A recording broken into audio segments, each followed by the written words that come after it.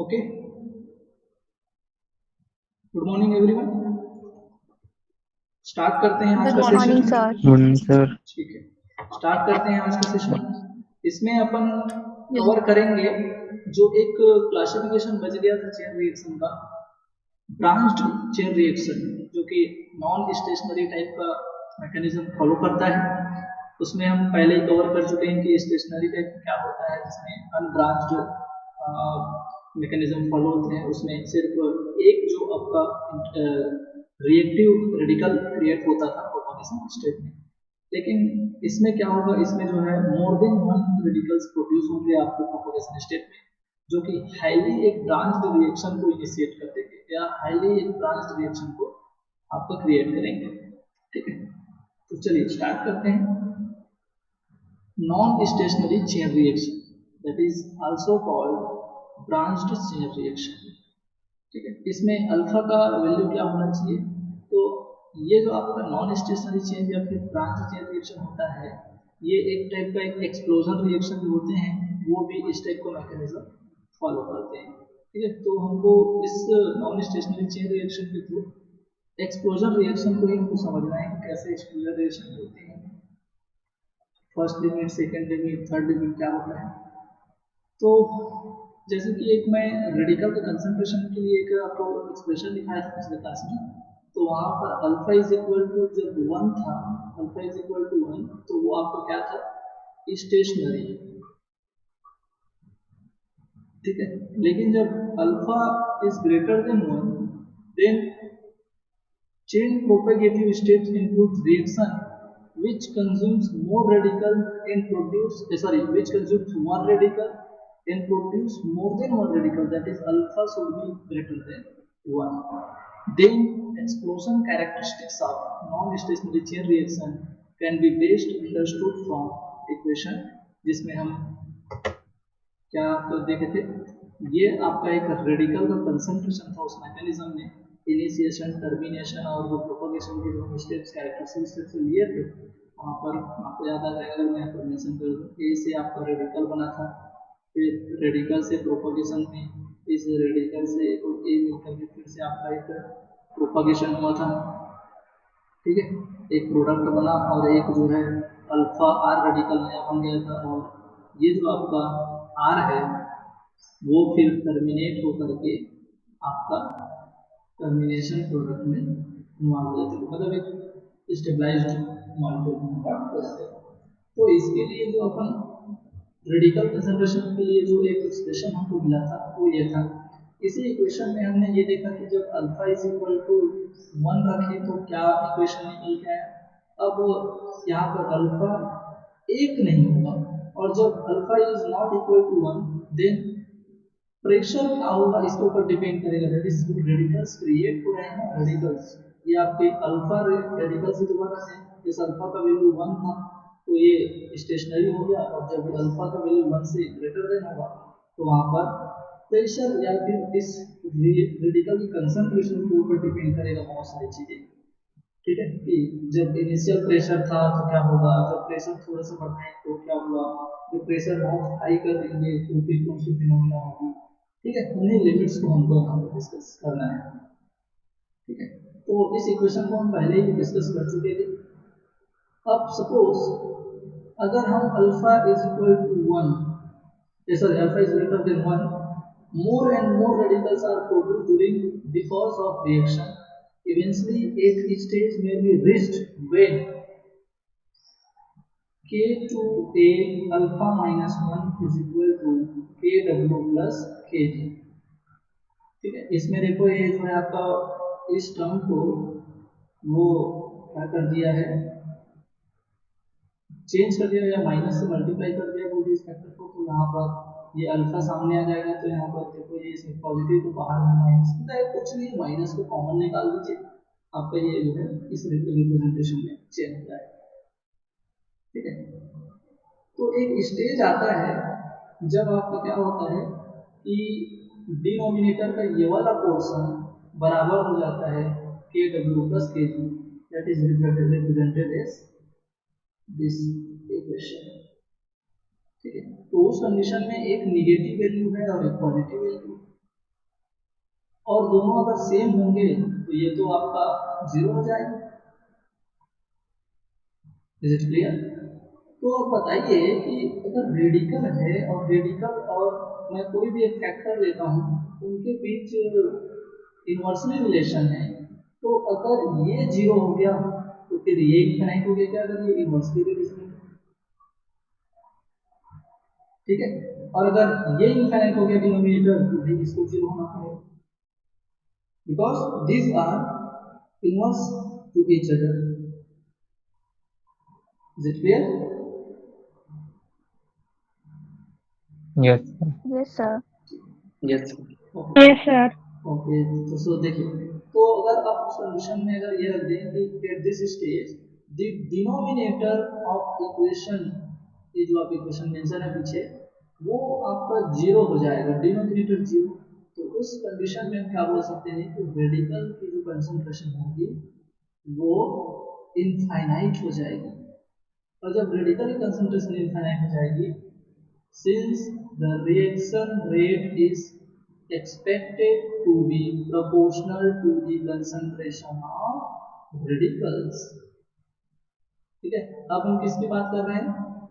Reaction rate की, जो reaction होगी उसकी रेट की। अभी हम ये जो इनफाइनाइट की बात किसी कर रहे थे, हम जो एक्सप्रेशन जो आपका एक्सप्रेशन दिखा रहे थे वो कंसंट्रेशन ऑफ रेडिकल दिखा रहे थे, तो उस कंसंट्रेशन पर रेडिकल का कंसंट्रेशन जो है इनफाइनाइट आया उस कंडीशन पर, तो वहां पर वो जो पूरा रिएक्शन है जिसमें वो रेडिकल बन रहा था, उस रिएक्शन का रेट जो है वो प्रोपोर्शनल हो जाता है कंसंट्रेशन ऑफ रेडिकल के।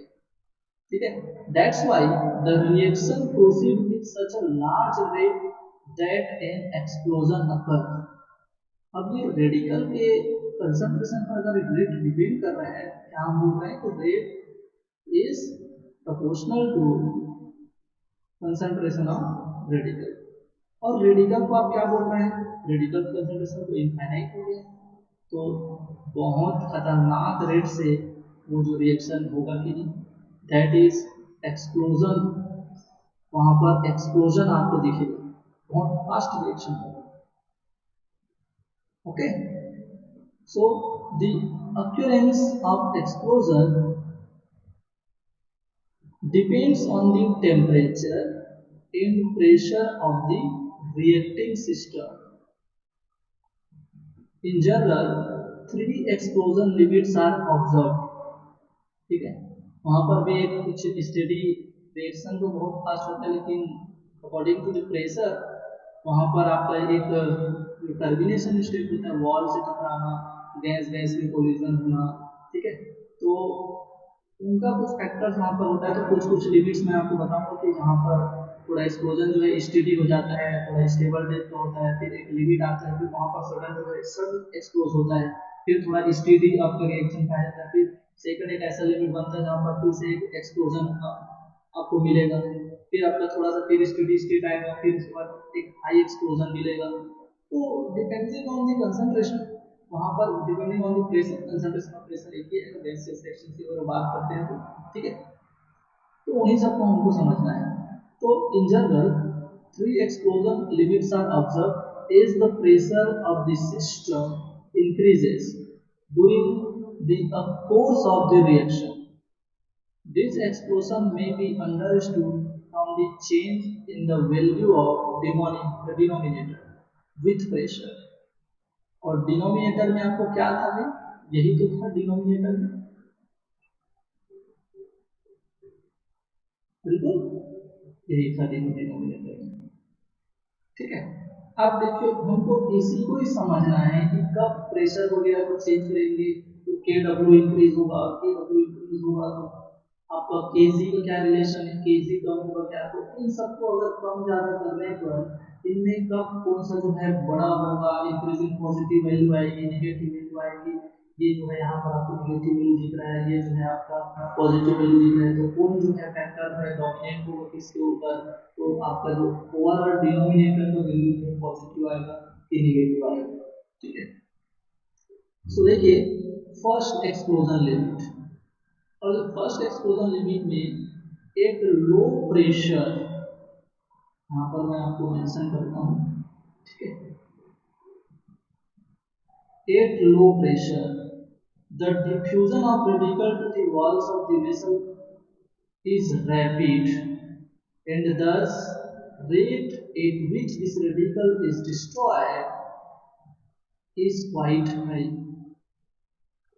लो प्रेशर है, जब प्रेशर कम है वहां पर, तो जो diffusion of the radical, radical का डिफ्यूज होने का जो आपको होगा,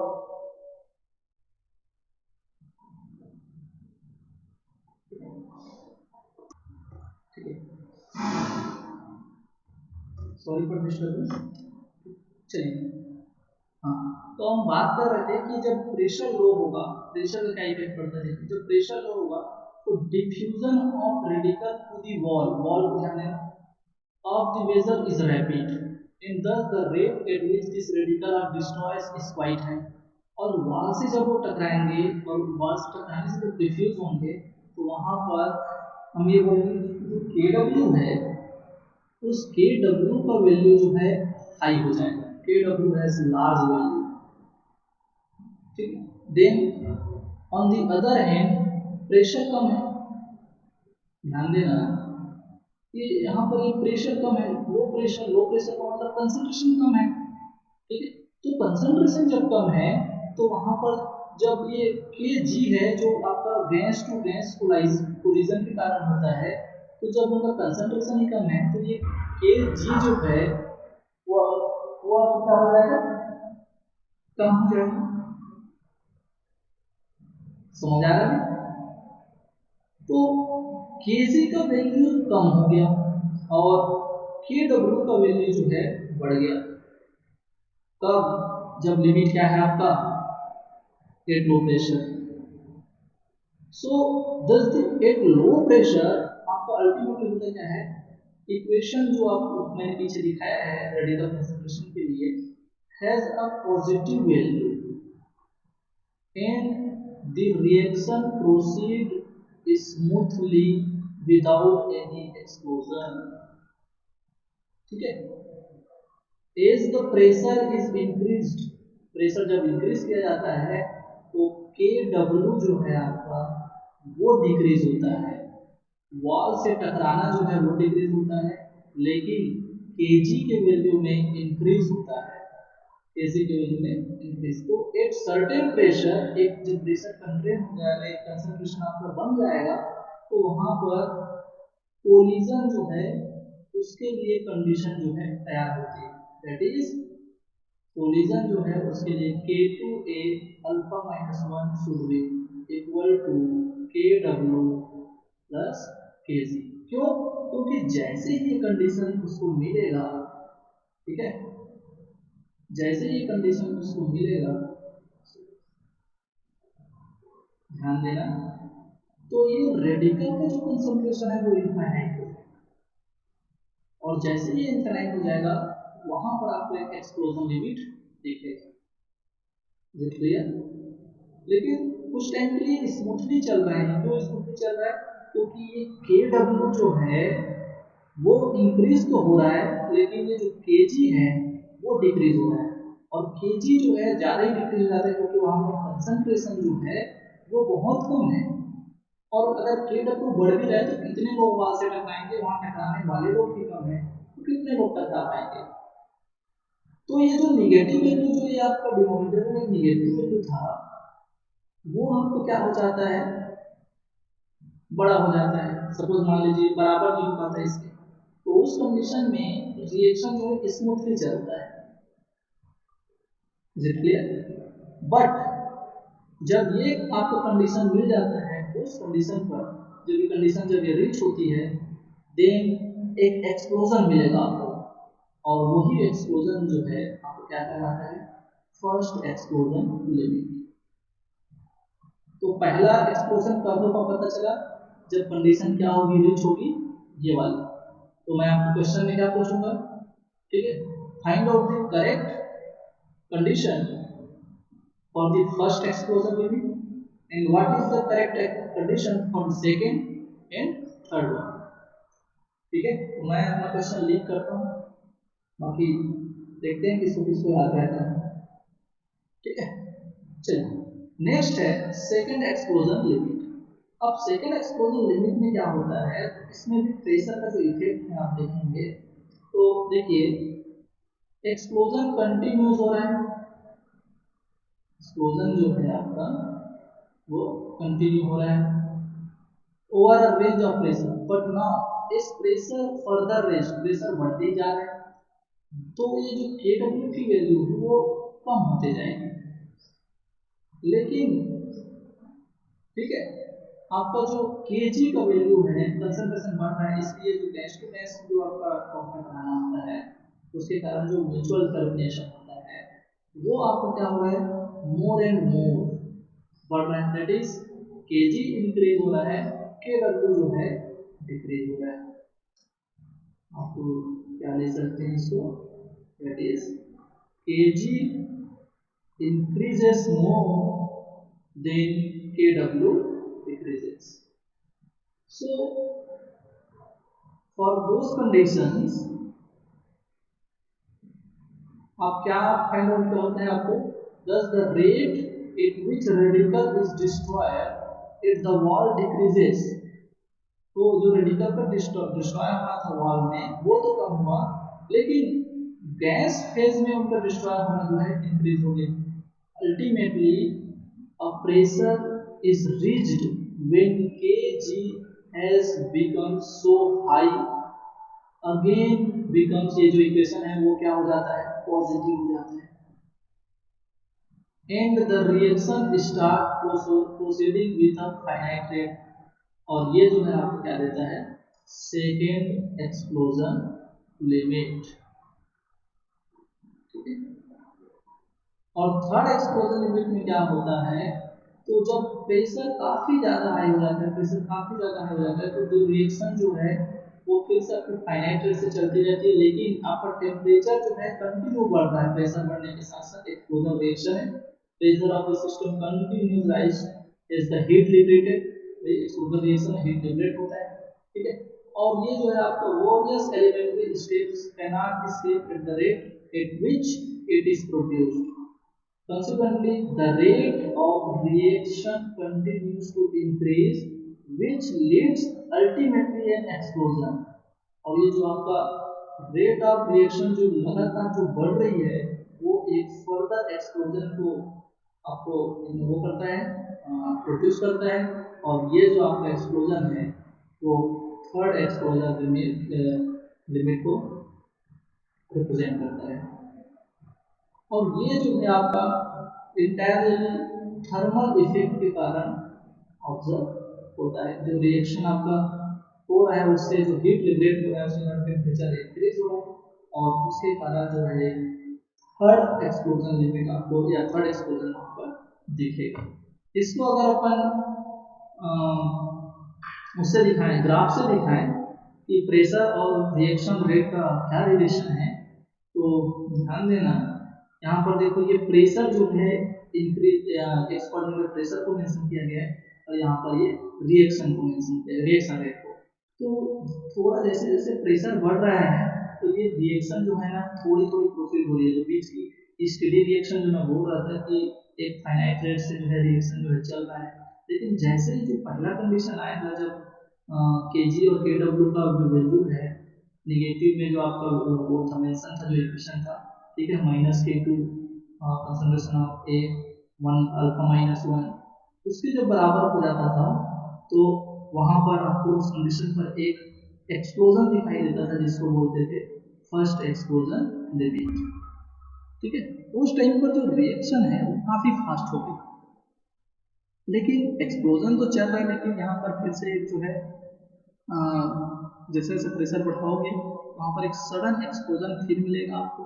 ठीक है, जैसे जैसे गैस kg का वैल्यू बढ़ते गया और आपका kW का वैल्यू कम होते गया, लेकिन kg का वैल्यू जो है kW के रेस्पेक्ट में काफी हाई बढ़ने के कारण वहाँ पर एक पॉजिटिव वैल्यू आता है डिनोमिनेटर का, जिसके कारण एक आपको सेकंड एक्सप्लोजन लिमिट भी दिखाई देता है। देन नाउ फर्दर आपका एक स्टेडी रिएक्शन फिर से एक फाइनाइट रेट से चलेगा, but due to thermal explosion या थर्मल इफेक्ट वहाँ पर टेम्परेचर काफ़ी हाई हो जाता है, एक रेट बढ़ने के कारण जो एक हीट जो जनरेट होती है वहाँ पर, उसके कारण एक आपको थर्ड एक्सप्लोजन वहाँ पर दिखाई देता है कंटिन्यू रेट ऑफ रिएक्शन बढ़ने के कारण, जो आपको क्या बोलते हैं थर्ड एक्सप्लोजन लिमिट से रिप्रेजेंट किया जाता है।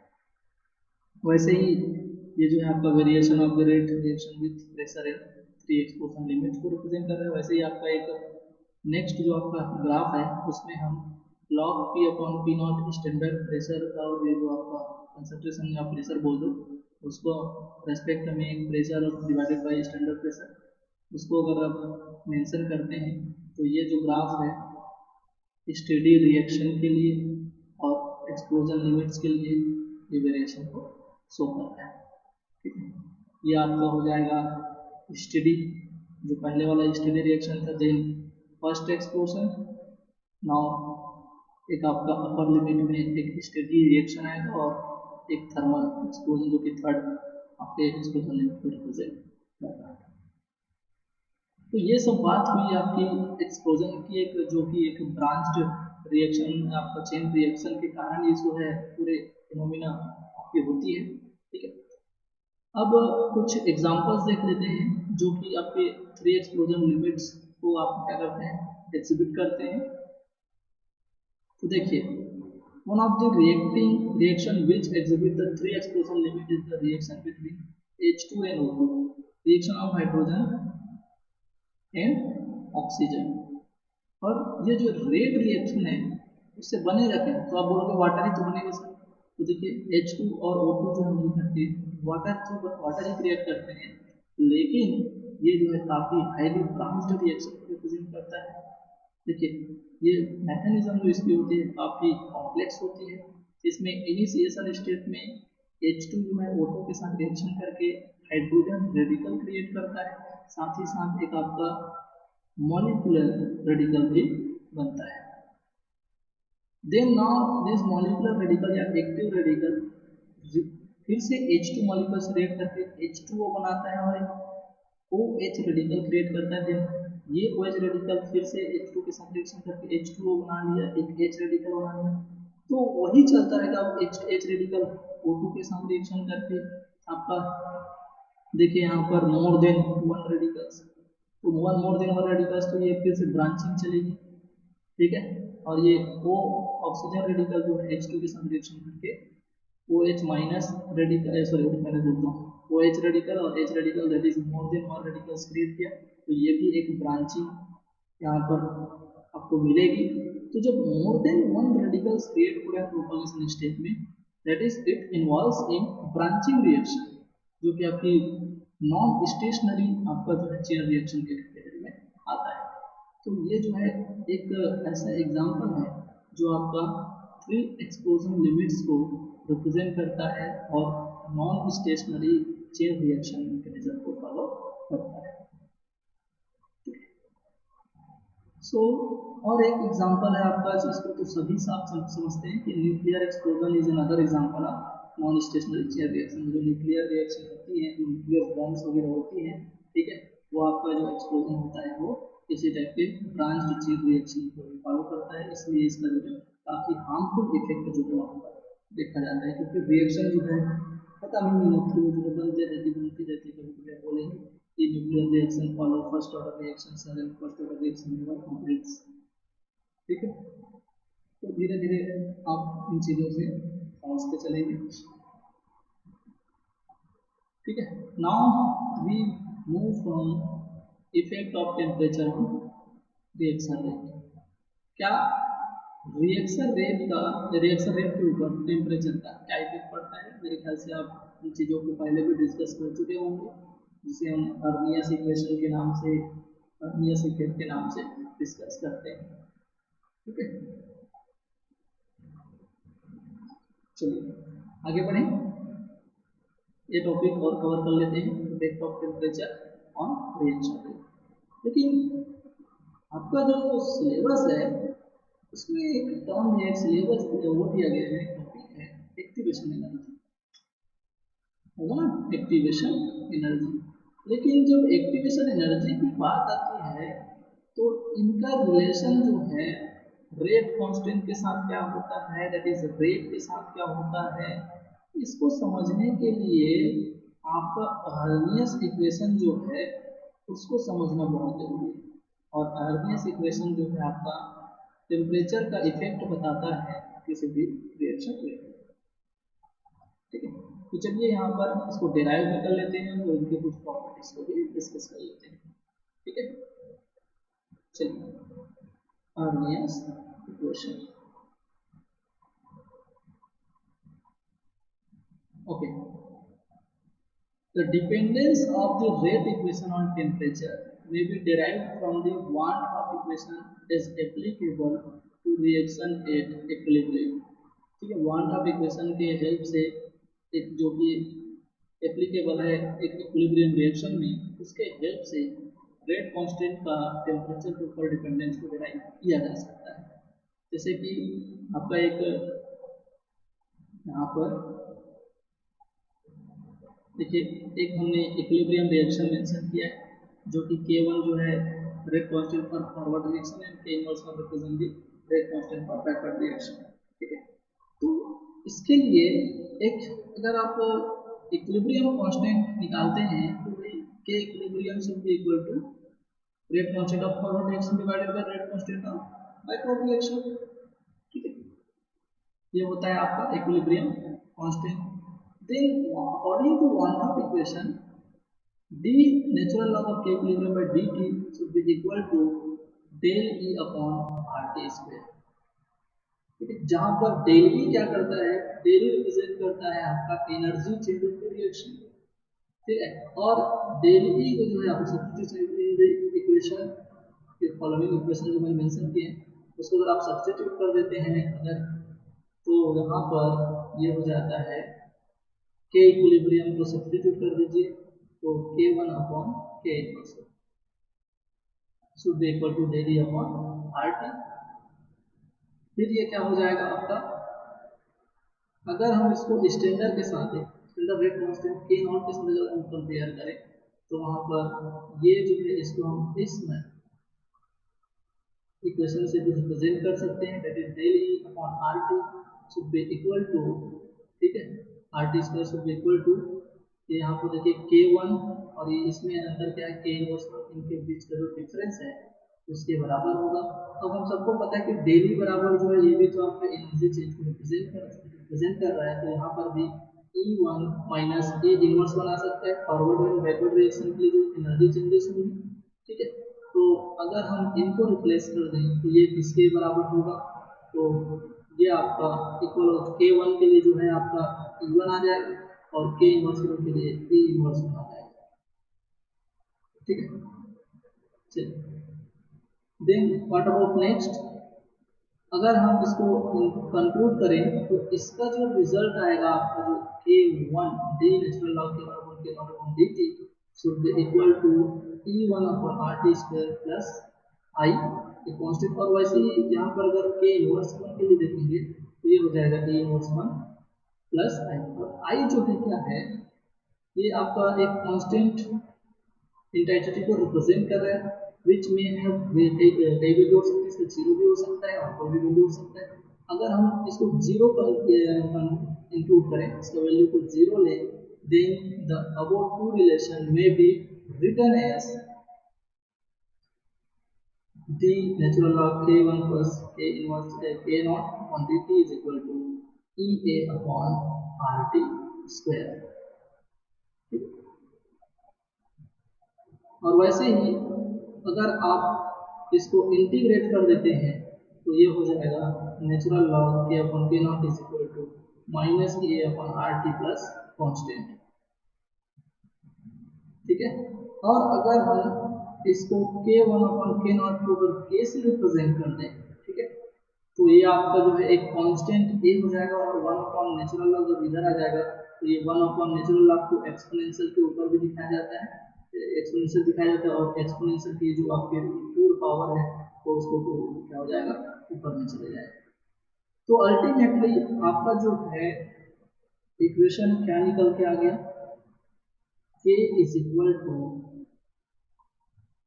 ए एक्सपोनेंशियल माइनस पावर में minus A upon R T. इसको जनरली आप कैसे देखते हैं, K is equal to A exponential power में minus A upon R T. और यही क्या कहलाता है, एक दोनों ही इक्वेशन जो है अल्टरनेट फॉर्म है कि किसके, अर्हेनियस इक्वेशन के, अर्हेनियस इक्वेशन। ठीक है। अब देखिए किसी भी रेट में आप क्या देखते होंगे कि रेट में उसका रेट कांस्टेंट होता है, और रेट कांस्टेंट जो है वो उसके फार्मूले में तुमको एक्टिवेशन एनर्जी दिख रहा है। अच्छी बात क्या है कि ये जो है टेम्परेचर के इफेक्ट को भी बताता है,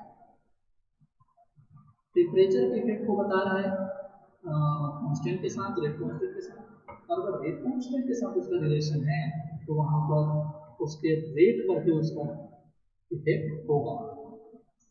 साथ ही साथ यहाँ पर उसके एक्टिवेशन एनर्जी, अगर उस फार्मूले में एक्टिवेशन एनर्जी भी मेंशन है तो ये भी उसको क्या कर सकता है, इफेक्ट कर सकता है। और अगर वो रेट कांस्टेंट को इफेक्ट कर रहा है दैट इज ये आपको उसके रेट को भी इफेक्ट करते हुए भी मिलेगा।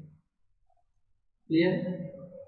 ठीक है। तो अल्टीमेटली कुछ नहीं, ये डेरिवेशन है। अगर आपको आपके इस उसमें तो बिल्कुल नहीं आएगा कि आप डिराइव करिए इस इक्वेशन को। हाँ, लेकिन एक्टिवेशन एनर्जी, टेम्परेचर, इन सब का जो है रेट कांस्टेंट के ऊपर डिपेंडेंसी, और रेट कांस्टेंट के साथ साथ उसके रेट पर भी डिपेंडेंसी समझने के लिए ये इक्वेशन जो है काफी इम्पोर्टेंट है। क्लियर? सो अगर हम बात करें इसके इक्वेशन, जो आपका जो ऊपर दो इक्वेशन लिए हैं वो ही इक्वेशन जो है आपके अर्नियस इक्वेशन को रिप्रेजेंट कर रहे हैं, अल्टरनेट फॉर्म ऑफ अर्नियस इक्वेशन। और अगर इनमें हम वो रिलेशन देखें कैसा इसमें जो है आपका इफेक्ट पड़ता है, एक्टिवेशन एनर्जी क्या होगा, टेम्परेचर क्या होगा। तो सपोज एक ग्राफ खींचते हैं अपन, किसके किसके बीच, लॉग, नेचुरल लॉग ऑफ के अपॉन के नॉट 1/t। तो ये एक्चुअल में ये इक्वेशन कैसे था यार? तो अभी आप बताएंगे कि ये जो है आपका क्या था, पीछे चले देख लीजिए, natural log K upon K nought minus E upon R T plus constant. चलिए, तो ये है आपका natural log K upon K nought is equal to minus E A upon R T plus कोई कांस्टेंट लिया है यहाँ। तो देखो ये एक्चुअल में किया क्या है कि ग्राफ प्लॉट किया है, रिलेशन देखना है कि वेरिएशन जो है कैसा होगा इसमें। तो ये जो है आपको कहाँ दिख रहा है, वाई कोऑर्डिनेट में। और वाई कोऑर्डिनेट में अगर ये मेंशन है तो चलिए हम स्ट्रेट लाइन इक्वेशन वाला जो इक्वेशन देखते हैं उसमें कैसा इसमें रिप्रेजेंटेशन हमको दिख रहा है। तो ये वाई हो गया, यहाँ पर 1/t जो है उसको क्या लिया है, ये x। तो यहाँ पर मेरे को 1/t दोनों को मिला करके क्या लेना पड़ेगा, x। So this act as x। तो ये आपका x कोऑर्डिनेट में 1/t हो गया। इसके सामने में जो आपका मेंशन होता है, इसके सामने में जो आपको मेंशन होता है मल्टीप्लाई फॉर्म में x के, वही आपका क्या होता है, m, and m represent the slope. Clear? और ये जो पॉजिटिव और नेगेटिव में आपका जो एक कांस्टेंट या फिर कोई भी चीज यहाँ पर होता है वो आपका एक करता है इंटरसेप्ट c। इसको मैं ऐसे लिख देता हूँ, चलो ये हो जाएगा आपका प्लस c, और ये c किसको रिप्रेजेंट कर रहा है, इंटरसेप्ट को। तो देखिए ये आपका रिलेशन कैसे बन गया, y और x, y is equal to, यहाँ पर लिख दूँ मैं, ये कैसा रिलेशन बन गया, y is equal to mx plus c। तो y और x का क्या रिलेशन हो गया, y एंड x कैसा रिलेशन है, directly, directly directly proportional. Okay, directly proportional. लेकिन सामने में कुछ माइनस माइनस दिख रहे थे। Yes sir. Yes, okay. तो माइनस मतलब यहाँ पर अगर मैं ऐसे लिखूँ तो, क्योंकि कई लोग इसमें थोड़ा सा दिक्कत होगा उनको, तो माइनस हो जाएगा तो फिर ये तो फिर अपोजिट होना चाहिए ना, माइनस में बढ़ेगा वैल्यू। इसीलिए तो देखो यहाँ पर स्लोप जो है कैसा दिख रहा है तुमको, नेगेटिव। क्योंकि अगर मैं इसको ऐसे बनाता, डायरेक्टली प्रोपोर्शनल में बढ़ रहा है तो ये भी बढ़ेगा करके, तो भैया आपका स्लोप कैसा हो जाएगा, पॉजिटिव। समझ आया? तो आपको तो बस अब ध्यान सिर्फ इतना देना है कि अगर यहाँ पर 1/t में माइनस भी इंक्लूड रहता, तो यहाँ पर ये जो माइनस को वो x में इंक्लूड कर लेता, तो अब सामने में जो स्लोप आ रहा है वो स्लोप जो है क्या है, पॉजिटिव। लेकिन यहाँ पर वो 1/t को मेंशन किया है x में, तो यहाँ पर माइनस भी स्लोप में है, और स्लोप अगर माइनस में है दैट इज आपका स्लोप कैसा बनना चाहिए, नेगेटिव। तो लिनियरली डिक्रीज हो रहा है, देखो यहाँ पर रेट। Is it clear? समझ आ रहा है मैं क्या बोलने की कोशिश कर रहा हूँ? आपको ग्राफ प्लॉट करने आते हैं, जैसे पहले हम प्लॉट करते थे ग्राफ वगैरह, ठीक है, जो शायद आप फोर्थ सेमेस्टर में इन सब चीजों को सीखे होंगे। Yes sir. ठीक है, ग्राफ प्लॉट कर लेते हो? Yes sir. Yes sir. ठीक है, तो देखो यहाँ पर अगर यहाँ पर ये जो है इस रिलेशन को देखूं, तो यहाँ पर ये डायरेक्ट रिलेशन दिख रहा है, चाहे वो इनवर्सली हो चाहे प्रोपोर्शनलिटी हो, ठीक है। तो ये जो इनमें वेरिएशन दिख रहा है वो एक लीनियर वेरिएशन दिख रहा है, कंटिन्यूस वेरिएशन। एक होता है, एक ग्राफ में क्या होता है कि ऐसे वो एक्सपोनेंशियली डिक्रीज होता है या फिर एक्सपोनेंशियली इंक्रीज होता है। तो इसी ग्राफ को या इसी रिप्रेजेंटेशन को मैं दूसरे वे में भी क्या कर सकता हूँ, रिप्रेजेंट कर सकता हूँ। आप स्क्रीनशॉट ले लेना, ठीक है इसके।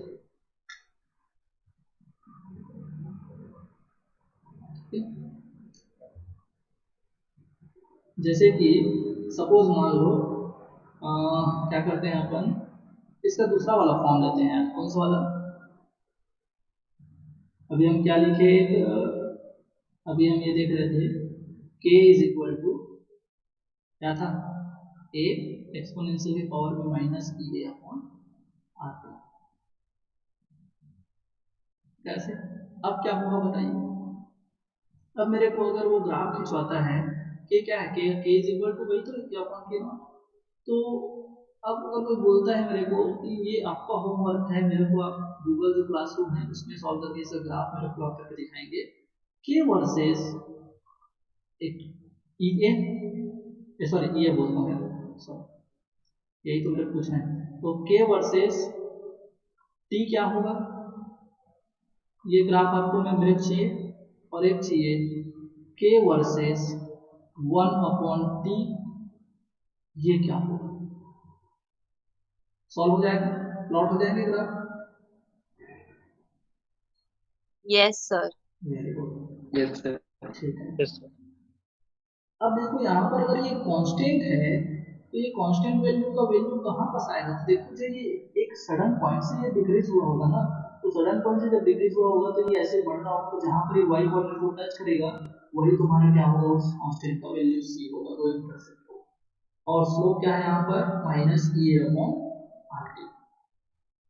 ठीक है, तो आपको ग्राफ में देखना चाहिए कि ये जो माइनस ई अपॉन आर अगर नेगेटिव स्लोप अगर मेंशन है, तो ऑब्वियसली जो है नेगेटिव स्लोप ही मिलना चाहिए। अगर यही स्लोप पॉजिटिव होता तो ये आपका ग्राफ का जो डायरेक्शन होता है ये ऐसे नीचे से ऊपर जाए। समझते हो ना स्लोप क्या होता है, टेन थीटा परपेंडिकुलर अपॉन क्या होता है, tan theta perpendicular upon base.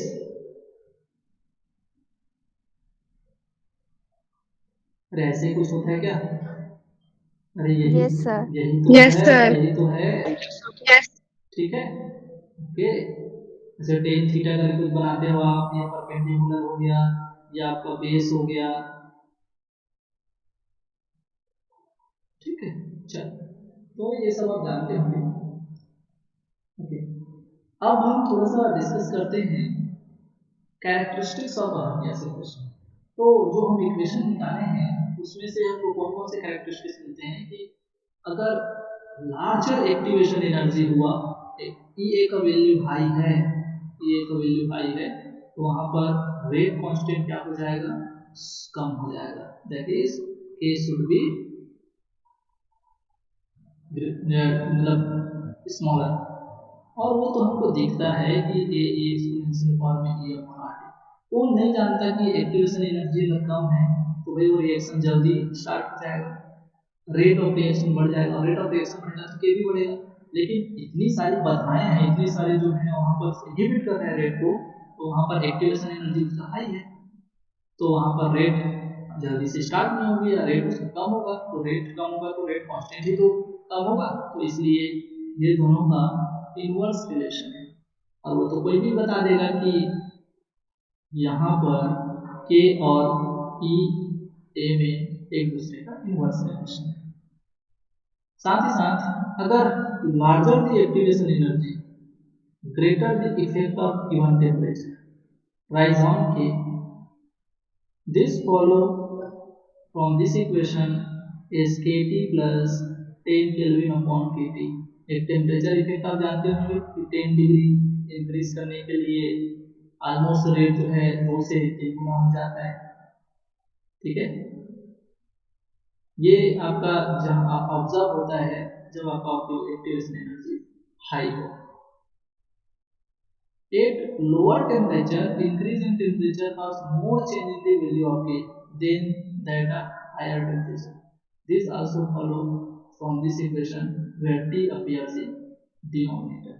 तो ये जो एक्टिवेशन एनर्जी को कांस्टेंट कर लीजिए और वेरिएशन देख लीजिए कि टेम्परेचर और K का रेट कांस्टेंट का क्या रिलेशन, और वो आपको अच्छे से दिखाई देगा जब आप उस रिएक्शन को प्लॉट करेंगे या उस रिप्रेजेंटेशन को ग्राफिकल प्लॉट में दर्शाएंगे, ठीक है।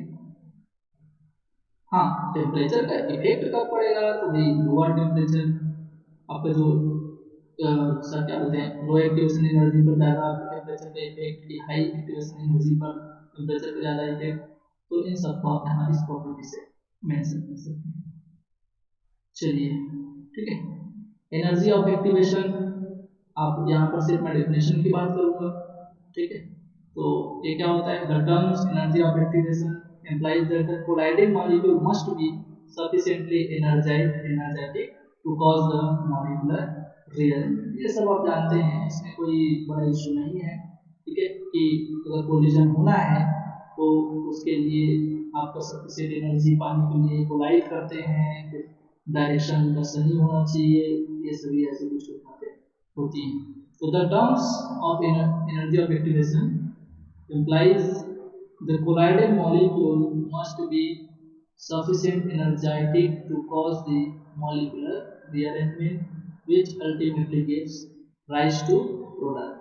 The energy which is effectively is promoting reaction is not the total kinetic energy of the two colliding molecule, but rather the kinetic energy corresponding to the component of the relative velocity। ये कुछ नहीं, उसका एक definition देते हैं कि activation पे energy of activation होता क्या है, ठीक है। This is the energy with which the two molecules are placed together and for a reaction to occur, ठीक है।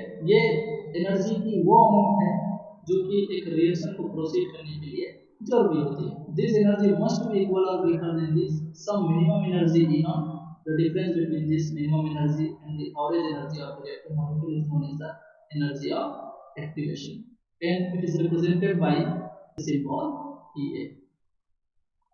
Okay, it has shown that fraction of power, ये कुछ फैक्टर्स है, बोल्ट्जमैन फैक्टर में ये आपको जो दिखा रहा था मैं आपको माइनस ई नॉट अपॉन के टी, ठीक है। और अभी जो हमने इसी क्वेश्चन में लिखे थे आप, जो फैक्टर था वो ई ए अपॉन आर टी था, बोल्ट्जमैन फैक्टर में वही आपको दिखता है exponential minus power minus E not upon के टी। तो ये आपका हो गया एनर्जी ऑफ एक्टिवेशन, इसमें अपन जाते हैं, ठीक है। तो ये थी आपकी जो नॉन ब्रांच जो non stationary chain reaction, that is branch chain reaction, उसके एग्जांपल्स, कुछ एक्सप्लोजन के लिमिट्स, ठीक है। उसके बाद effect of activation energy on rate constant and rate of the reaction, ठीक है। जनरली जो है आपका टेम्परेचर का भी जो आरजी एक्सप्रेशन है वो टेम्परेचर का इफेक्ट बताता है रेट कांस्टेंट में और रेट में, लेकिन अगर उस रिएक्शन में एक्टिवेशन एनर्जी है तो हम उनका भी